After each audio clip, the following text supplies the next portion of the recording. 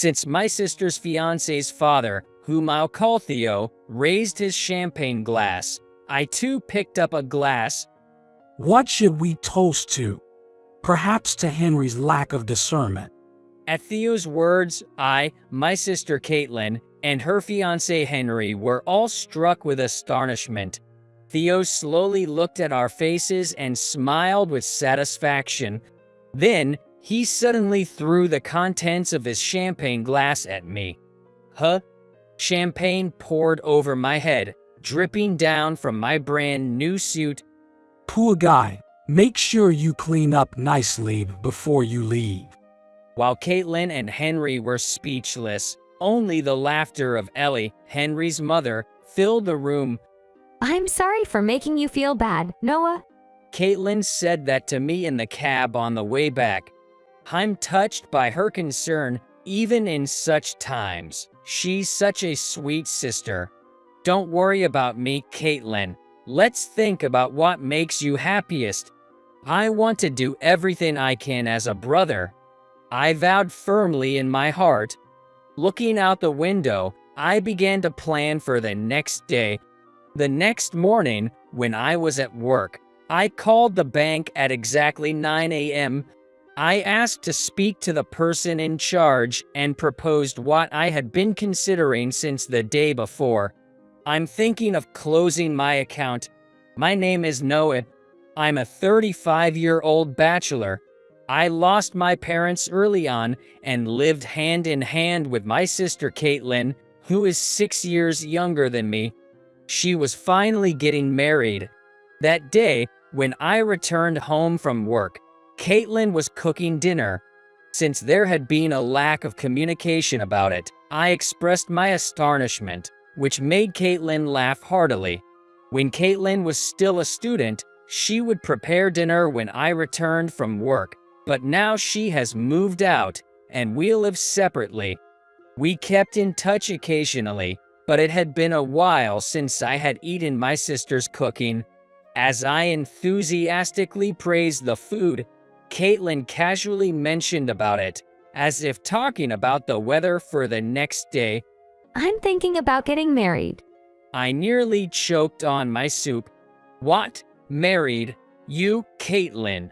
Who else would it be? She replied, laughing at my disheveled state.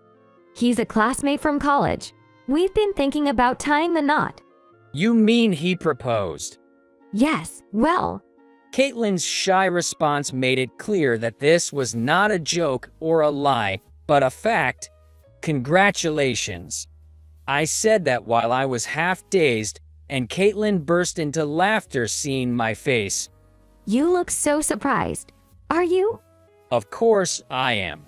After dinner, Caitlin and I talked late into the night about her partner and the future. The conversation never seemed to end. Unusually, Caitlin spent the night at my place that day. After talking for a while, Caitlin said she was sleepy and went to the bedroom, leaving me alone and unable to sleep. My mind inadvertently wandered back to the day Caitlin was born. It was a hot summer day when Caitlin arrived.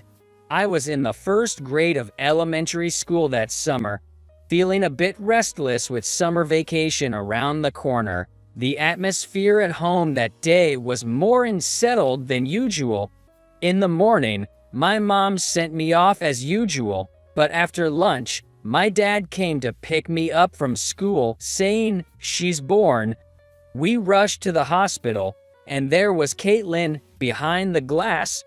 Among the row of babies with red, wrinkled faces, I couldn't tell which one was my sister until my dad pointed her out, but once he did, she seemed to have the cutest face of them all.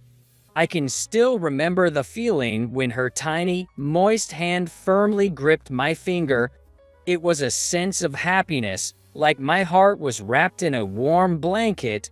The smell of milk on her breath, her unbelievably tiny nails, even her surprisingly strong kicks, I found them all adorable.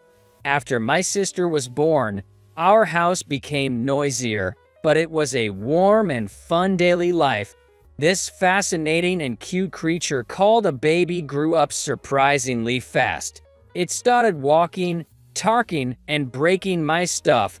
My sweet little sister eventually began to sass me. Suddenly, our happy family days came to an end. It was a winter day when I was in 7th grade and Caitlin had just started elementary school. Our parents had an accident. That day, cold rain started in the evening, leaving us at home working on school assignments. Mom went to pick up Dad, who had forgotten his umbrella at the train station. The train station is about a 5-minute walk from my home. We heard the sound of ambulance sirens, but didn't realize they were for our parents until later. Apparently, it was a car accident caused by a slippery road. We were told it all happened so fast that there was no time to feel pain, but the reality of losing both parents at once didn't quite hit us. It felt like being thrown into complete darkness, a terrifying uncertainty. From that day on, we had to live as just the two of us. As minors, we couldn't live by ourselves and ended up being taken in by relatives. I spent the next 3 years there until I graduated middle school, and after entering high school, Caitlin and I started living just the two of us. I worked part-time at a small local company while attending high school and became a full-time employee upon graduation. The company, a battery manufacturer, was small with about 10 employees, as Mike, the owner, started it after turning 50. I will never forget the favor of being employed. Not only did Mike hire me when I was still a kid, but he also raised me to be a professional. I believe that I was able to send my younger sister to university while also using my parents' insurance money and scholarship programs because I had an understanding owner in Mike. After we started living together, Caitlin would cook dinner when I returned from work. She had her school studies, so I tried to do housework as much as possible, but I admittedly relied on her cooking skills. Balancing studies and household chores must have been hard, but her presence was always a great help for me, whether it's when I was tired or when work didn't go well. Without Caitlin, I couldn't have persevered like this. I would probably have been stuck in a gloomy state after our parents died. Of course, I still wish our parents could see how we are now, but we've managed to move forward because of Caitlin's presence. Now, she is getting married. The sister I raised like a parent is about to find happiness with the person she chose. As a brother, there is no greater joy. Recently, Caitlin mentioned that she wanted me to formally meet her fiancé's parents and join them for dinner. Thinking my usual cheap suit wouldn't cut it, I bought a nice one I wouldn't normally afford and prepared for the day. When I arrived at the restaurant, Caitlin and her fiancé welcomed me. The young man, who introduced himself as Henry, was extremely nervous, stumbling over his own name several times.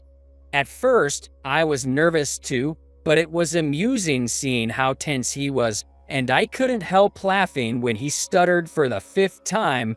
Come on, don't laugh at him, Noah. Henry's been nervous all morning. Sorry, I just couldn't help it. Seeing me laughing so hard, Henry said in an almost fading voice, "I'm sorry. But I'm glad to see Caitlin's partner is such a nice guy. I was secretly worried it might be someone really intimidating." Hearing my candid thoughts, Henry finally relaxed. That's reassuring to hear. I feel relieved now.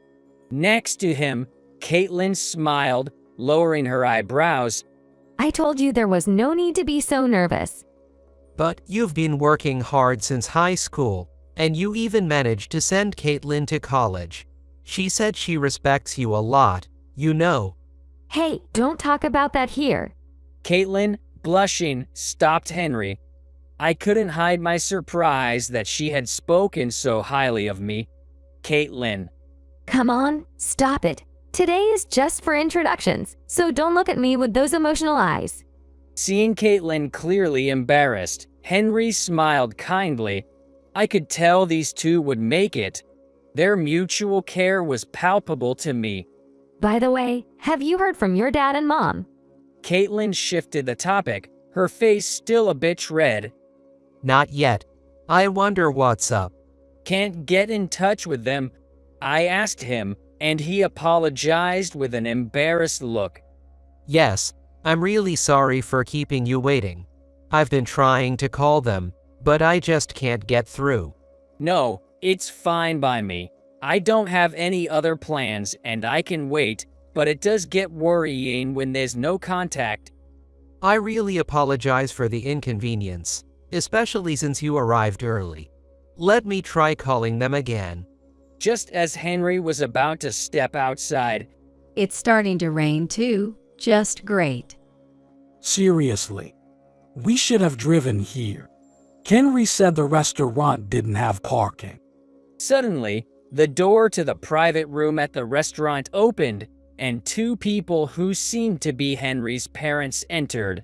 Henry had told me their names are Theo and Ellie. Dad, Mom. Henry, what's with this place? It was so hard to find, and we got wet. Why did you choose here? Was it her idea? We chose it together, but Henry stumbled over his words as he was immediately criticized for the restaurant choice. Sorry for the inconvenience with the location, but it's actually well known for its delicious food. Caitlin tried to interject in support, but Ellie merely glanced at her and didn't respond. As if Caitlin wasn't there at all, she turned to Henry and spoke. Anyway, no more of this place. If there's a next time, make sure it's somewhere easier to get to. Does next time mean the next dinner? Normally, I would take it that way, but the coldness in the voice made me wonder if it was a dig at another marriage. Undeterred, Caitlin continued speaking to Ellie and Theo. Thank you for coming today, despite your busy schedules. My name is Caitlin. Ellie sighed loudly enough for Caitlin to hear and continued without responding, turning back to Henry. Henry, who's this? Her gaze then shifted to me, standing a bit behind. This is Caitlin's older brother. I've told you right. Caitlin's family lost their parents early, and her brother has been like a parent to her. Henry himself seemed bewildered by Ellie's behavior. Hearing Henry's explanation, Ellie murmured disinterestedly, "Ah," and then looked at me. So you're the brother. Where do you work now? You went straight into work after high school, right? Couldn't find a better job, I suppose? Well, yes, I got a job at a manufacturer near our home. Faced with her blatant malice, I was at a loss for words. Oh, we see that a lot in our line of work. Small companies that can't produce much but still come begging for loans. They should just shut down already. Both of us work at the bank, so we don't want our son struggling with money. It must be tough being poor, right? You work at a bank? Yes, there's a branch near this restaurant, actually. Our area of responsibility is a bit further south though, but if you need a loan, I suggest going to a different bank. We'd rather not deal with losses. I remembered there was a major bank branch near the restaurant's closest station. Our company had dealings with them, but to avoid further issues, I decided to stay silent. Sure, I'll consider that. Mom, please, don't be rude to Noah and Caitlin. And why were both of you so late anyway? Henry rightly pointed out. After all, both of them were late without even a word of apology. That's what I'm saying, right? We got lost because the place was hard to find. Theo finally spoke up, having been silent until now. But still, a call would have been nice. I tried calling several times. We came all this way for you, and that's how you speak to us. Theo suddenly raised his voice at Henry's words. Henry, looking shocked, fell silent. Let's just drop it. I'm hungry. Can we start the meal? I felt like asking whose fault it was that the meal was delayed but remained quiet. More concerning was Caitlin. Ignored by Ellie, she looked down with a pale face. When Theo called the waiter, the food was brought out as if they had been waiting for the signal. Without proper introductions, the appetizers and aperitifs were served. Caitlin sat next to me, with Theo across from us, followed by Ellie and Henry. Theo raised his champagne glass, so I also took mine. What should we toast to? Perhaps to Henry's lack of discernment. At Theo's words, Caitlin, Henry, and I were astonished. Theo looked at our faces slowly and smiled with satisfaction. Then, he deliberately poured his champagne over me. Champagne poured over my head, dripping from my newly bought suit. Clean up nicely before you leave, poor man. Ellie laughed while Caitlin and Henry were speechless. Wiping the dripping champagne, I silently grabbed my jacket and walked to the private room's door. Excuse us. With that, I pulled Caitlin's hand and left the restaurant. Caitlin didn't speak. She just kept looking down. As we exited, Henry ran after us. I'm so sorry. Henry apologized earnestly. Henry. I never fought. I'm truly sorry. Henry's shoulders shook slightly as he continued to apologize. I saw tears fall to the ground. Caitlin, I'm really sorry. Henry, for today, I'll take Caitlin home. You should go back to your place. Think about what you'll do next with Caitlin. Henry seemed resolved by my words. My mind is already made up. Tears ran down his cheeks as he looked at me with determined eyes. Understanding him, I simply said, I see, and walked away. Henry watched us until we got into the cab. Caitlin was the most hurt today, but Henry, being their son, must have been deeply affected too. I was more upset about the young couple being hurt than what was done to me. I can't let this go. I decided to make a call to confirm something with Mike. He promptly agreed, leaving only the paperwork for the next day. But that wouldn't heal Caitlin's emotional wounds. Sitting silently next to me, looking out the window, I wondered what to say to Caitlin. Before I could find the words, Caitlin spoke. I still want to marry Henry. Hearing her, I nodded. Henry's a good guy, huh? Has he always been like this? The time before Henry's parents arrived was enjoyable for me. I saw Caitlin's expressions that I don't usually get to see, and Henry's loving gaze as he looked at her. I sincerely wished for their happiness. Yay, he's a bit timid but sincere and kind. Henry wasn't too keen on introducing me to his parents initially. After meeting them today, I kind of understood why. They are so different from him. What did Henry say about his parents?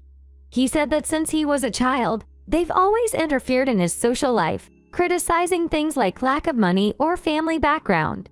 I see. I had my suspicions, but it's still surprising that Henry, raised by such parents, turned out to be such a kind and good person. Henry thinks their way of thinking is wrong. He said he wants to value people's character over their family background and doesn't want to judge anyone based on their financial status. That's evident when you look at Henry. He must have gone through a lot of internal struggles. Realizing the wrongful actions of the people who raised him must have been difficult, even if he understood them. Children are easily influenced by their parents, for better or worse. Yet, Henry managed to think for himself and grew into a person who cares for others. I think that's truly remarkable. Yay, it was probably hard for him to talk about parent troubles with me since we don't have parents. But everyone's experiences are different. Having parents can bring its own set of troubles too. Definitely. I never experienced such overbearing behavior from my parents, but growing up with that kind of treatment must have been tough. Caitlin, make sure you keep being kind to Henry. Yeah, I will. I wonder if Henry is okay. Despite Caitlin herself having a terrible experience, she seemed more worried about Henry. And I felt Henry was probably more concerned about Caitlin at the moment. Also, sorry for making you feel bad, Noah. She was even worried about me. My sister is truly kind. It's all right. Let's focus on finding the best way for you to be happy. Caitlin, as a brother, I want to do everything I can for her. I firmly vowed in my heart. Looking out the window, I began to plan for the next day. The next morning, I made a call to the bank at exactly 9 a.m. After being transferred to the person in charge, I proposed what I had been considering since the previous day. I'm thinking about closing my account. I joined a small battery manufacturer in the corner of the battery industry about 20 years ago, the year I started high school. Initially, I was only a part-timer, working a few hours after school, mostly handling paperwork and other menial tasks. In exchange, Mike had me read a ton of books on electrochemistry and lithium-ion batteries. Despite wanting to work more, I was told to prioritize my studies. Furthermore, I was promised not to worry about money and to discuss any financial issues openly. As a child, Mike probably saw me with parental affection. At that time, our company was small, producing standard lithium-ion batteries, but Mike was already moving towards producing high-performance batteries for hybrid electric vehicles. By the time I graduated from high school and joined the company full-time, we were just beginning to seriously launch these batteries. Lithium-ion batteries, unlike disposable alkaline batteries, can be recharged and used multiple times. Their demand, used in not just cars, but also smartphone batteries and various other applications, was expected to grow and enter a much larger market. Mike originally liked the field and graduated from the College of Engineering, studying electrochemistry. Moreover, he even went as far as getting his PhD. However, coming from a family that owned a resort hotel, he reluctantly took over the family business due to his parents' opposition. Finally, after turning 50, he managed to pass the business on. Then, he started enjoying his second life. Even though he's now over 70, he has never given up on his dream, saying, "Chemistry continues to evolve, so I need to study the next generation sodium-ion batteries." Having watched Mike since I was a child, I have immense respect for him and have always wanted to repay his kindness. Thanks to following his advice and studying electricity, I was able to contribute to the development of high-performance lithium-ion batteries, and the company grew significantly. At one point, Mike, during his time managing the hotel, was approached by a battery manufacturer's president he knew, proposing a management merger. Business integration is the process of unifying the decision-making body while keeping each company intact. Unlike a merger, it has the advantage of preserving the existing legal entity, maintaining independence and autonomy. The company, much older than ours, was impressed by Mike's ever-challenging spirit and thus approached us with a proposal. Initially, business integration, unlike mergers or strategic alliances, is said to take time to build a cooperative relationship. However, since the Mike already knew each other, there was a significant amount of knowledge and skill sharing and workshops conducted between the companies, leading to much better performance than either had anticipated. This merger significantly expanded our company's scale. When the business changes from the management merger had settled down and the company was doing well, I was suddenly called in by Mike.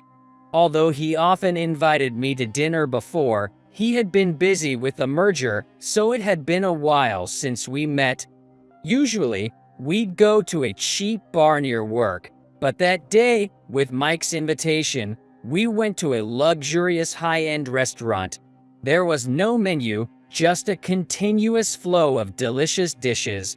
We chatted about recent work and my sister, among other casual topics.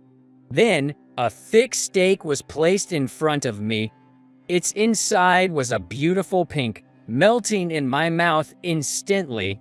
While I was relishing what I thought was the best meat I'd ever tasted, Mike put down his wine glass and asked, "Noah, ever thought about becoming the owner?" "Huh?" Shocked by his words, I accidentally swallowed the bite I had just put in my mouth without really tasting it. Even now, I regret wasting such a moment. "My son took over the hotel, so there's no successor for this side of the business." But why me? "You've been with our company since you were a kid. You're practically like a son to me, aren't you?" But, I mean, I appreciate how you've treated me like a son, but what about the long-time employees like Sarah or Liam? I hastily mentioned the names of my senior colleagues. The number of people who have been here since the founding has significantly decreased.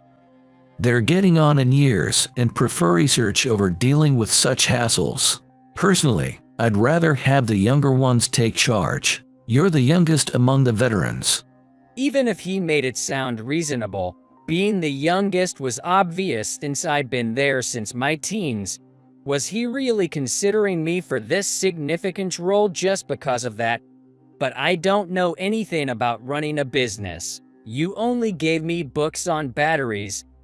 "That's the point. You knew nothing about batteries at first, right? And look at you now." Well, I've been here for 20 years. Thrown into a team of graduate scholars, I learned through tears. The first step in creating high-performance lithium-ion batteries was increasing their energy density, starting with improvements to cathode and anode materials and electrolytes and cell structures, but focusing too much on that could compromise safety and lifespan. Lithium-ion batteries are prone to fires caused by short circuits between the cathode and anode due to overcharging or discharging. I've been dedicated to researching how to make them safer and more efficient, but if I become the owner, I won't be able to do this kind of work anymore, right? I was just getting into studying solid-state lithium-ion batteries. "You're studying solid state. I've been working on lithium alternatives, but that stuff." Mike, always a science enthusiast, seemed to yearn for the lab despite his busy schedule. I admired his never-ending pursuit of learning. Now he was offering me to be his successor. It was flattering, but also daunting. I am not directly involved in research and development, but as I have been in the quality control and assurance department for a long time, I had to thoroughly understand the products. I've been studying hard for that purpose. At first, I doubted a high school graduate like me could work alongside doctoral researchers, but thanks to senior employees and Mike, who patiently answered my basic questions without disdain, I learned a lot. Yet, the idea of suddenly taking on the role of owner was intimidating. Reading my concerns, Mike said, "You started knowing nothing, yet you've contributed to developing new products. You could learn to manage the business too." Just could isn't enough to take on being the owner. The thought of potentially ruining the company as its owner terrified me. "It'll be fine. With the parent company overseeing the group, they can provide immediate support if needed." Mike reassured me confidently, but I was still far from convinced. Entrusting such a crucial company to a greenhorn like me seemed insane. I managed to decline then, but Mike was not one to give up easily. Indeed, a man who has spent a long time achieving his dreams has a different kind of perseverance. For a while, I thought I had enough of fine dining, as I was taken to various delicious places and persuaded to become the owner. That day, I believe we were at a steak house. Sitting in front of a tempting steak, I finally caved in and told Mike, "All right, I'll take the job." Really? Mike almost jumped out of his seat with excitement. "But I have one condition." What is it? Tell me anything. I told Mike that I needed time to learn about management from scratch and ideally wanted 2 years for a proper transition. He had planned to retire within a year but was still in good health, so after some persuasion, he agreed to my terms. That night, Mike drank more than usual, seeming elated that I would be his successor. He starts telling old stories with a happy look on his face. One of them was about when I, as a middle schooler, came to him wanting a job and how he was impressed by my maturity and decision to work for my sister's sake. He was surprised that instead of saving for my own college, I chose the riskier path of sending my sister to college. Making decisions and taking risks are both qualities a loner needs. Why didn't you say that earlier? Had I heard this sooner, I might have been more inclined to accept the owner role earlier. After the 2-year transition period, I officially became the owner. It felt unbelievable that a student who started as a part-time worker while in high school eventually leads a large battery manufacturing company. But this was the responsibility Mike, who had been like a parent to me, entrusted to me. I am now committed to working for the benefit of our employees. I contacted Mike because I needed to change the company's main bank for personal reasons. He readily agreed, and that's why I called the bank. The bank's manager and the branch manager quickly showed up. It made sense given the account held about $200 million. I knew the account closure wouldn't be simple and would take time. I had to get help from the finance department for the procedure. I feel sorry for increasing the finance team's workload, but this was the only method I could think of. I explained to the bank representative, who looked pale, how we ended up canceling. When I inquired about the employees named Theo and Ellie, I was told they work at a nearby branch. Since it falls under the jurisdiction of the main branch, I had them called in. They arrived promptly. They were starkly different from their late appearance at the dinner.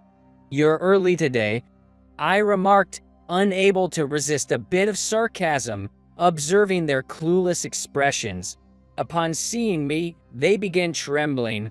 What is the meaning of this?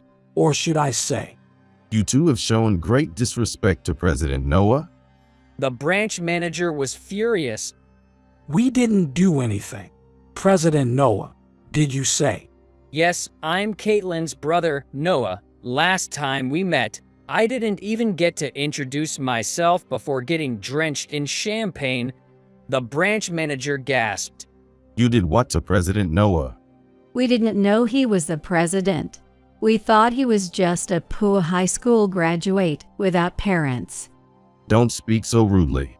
As the branch manager scolded, Ellie continued, Sorry, but that's what we heard from our son.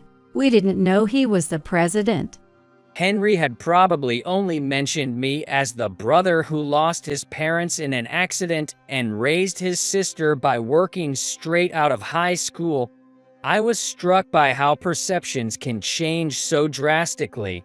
Henry was crying, apologizing to me and Caitlin. "Are you really okay with being such parents to him?" I finally expressed what I had been wanting to say. Don't you dare talk about our family. Henry should marry a girl from a better family. Has Henry ever said that's what he wants? Despite growing up with parents who judge people by their money and background, Henry turned out to be such a good person.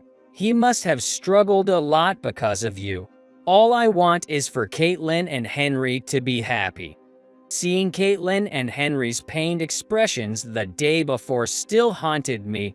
I can only do so much, but I hope it helps them live without regrets. What right do you have to act all high and mighty? What do you know about Henry anyway? You're just a president of some soon-to-fail small company, right? Yeah. And I bet that account isn't even worth much, right, branch manager? As they continued to berate me, the branch manager raised his voice. Enough already. President Noah is talking about closing a $200 million account. $200 million. It can't be. Both slumped to their knees, looking up at me in disbelief. They were the kind to judge people by money. It's no surprise their hearts broke at the amount. Branch manager, given the circumstances, I'd like to proceed with the account closure. I don't need the full amount immediately, but let's start the process, please. Seeing the rude behavior of Theo and Ellie, the branch manager must have realized he couldn't persuade me otherwise. He sagged his shoulders and said, "Understood." Then he left, dragging the ashen-faced Theo and Ellie with him. Since then, they were ousted from their original department and demoted to a less influential position due to the significant losses. They also face salary reductions and have been kept at a distance by other employees, or so I heard through the grapevine. Henry eventually told his parents he would no longer contact them. He refused any further assistance and announced his marriage to Caitlin. Despite Theo and Ellie's objections, Henry left without revealing his whereabouts. Noah, hurry up. Wait, I'm coming. Today is Caitlin and Henry's wedding. With a clear blue sea as the backdrop, the photographer is ready. The ceremony is intimate, attended only by a few friends who are aware of our situation, and me, her brother. Caitlin's pure white dress stands out beautifully against the blue sky and sea. There, I see their happy smiles. A bouquet of red and yellow colors flies towards the bright sun. As I squint at the dazzling light, the bouquet lands in my hands. Even though Caitlin's friend was also close by, prompting a sheepish sorry from me. Noah, read the room. Caitlin chides, making me sheepishly scratch my head. I know it's pointless to think about it, but I wish our parents could have seen this. What would they say, seeing Caitlin so beautiful and grown up, knowing only her as a little 6-year-old? I imagine them saying, "You look beautiful, we're so happy," and laughing with us. Noah. Overwhelmed by the beauty of the sky, sea, and Caitlin, her voice pulls me back. Thank you. Somehow, I heard our parents' voices in hers. I looked down, unable to hold back tears. I tried not to cry, but tears streamed down uncontrollably. Feeling a hand on my back, I heard a voice. Thank you so much. Seeing me cry, Henry couldn't hold back, and we ended up crying together. Watching us, Caitlin wasn't crying, but laughing heartily. Her laughter made me so happy, and I cried anew. Their joyful laughter echoed on the white sandy beach for a long time,